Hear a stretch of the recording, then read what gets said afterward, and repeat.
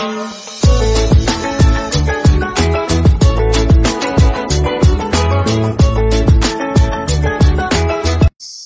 The lord. ప్రభువైన యేసుక్రీస్తు వారు ఈరోజు మనకు అందిస్తున్నటువంటి వాగ్దానం యెషయా 30:23.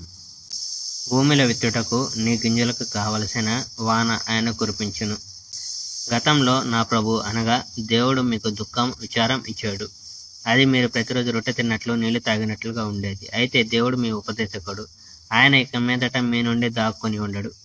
మీ ఉపదేశకుని మీరు కల్లారా చూస్తారు.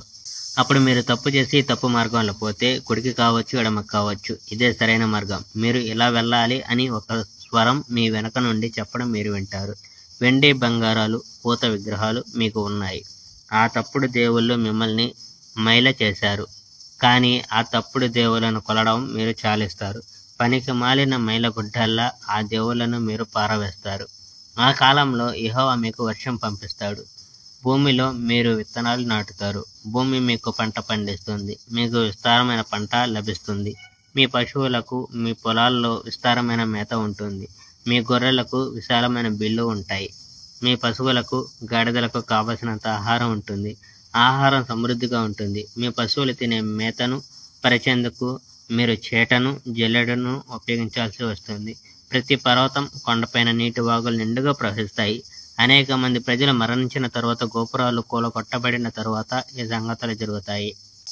ఆ సమయంలో చంద్రకాంతి సూర్యకాంతి ప్రకాశిస్తుంది. సూర్యకాంతి ఇప్పటికంటే 7 రెట్లు ఎక్కువ ప్రకాశవంతంగా ఉంటుంది. ఒకరోజు సూర్యకాంతి నిండు వారపు కాంతిలా ఉంటుంది. యెహోవా తన ప్రజల గాయాలను కట్టి వారు తిన్న దెబ్బల బాధలను స్వస్థపరిచిన తరువాత ఈ విషయాలు జరుగుతాయి. చూడండి, చాలా దూరం నుంచి యెహోవా పేరు వస్తుంది. ఆయన కోపం దట్టమైన పొగ మేఘాలతో కూడిన అగ్నిలా ఉంది. యెహోవా నోరు కోపంతో నిండి ఉంది. ఆయన నాలుక మండుతున్న మంటలా ఉంది. Praise the lord. May God bless our India.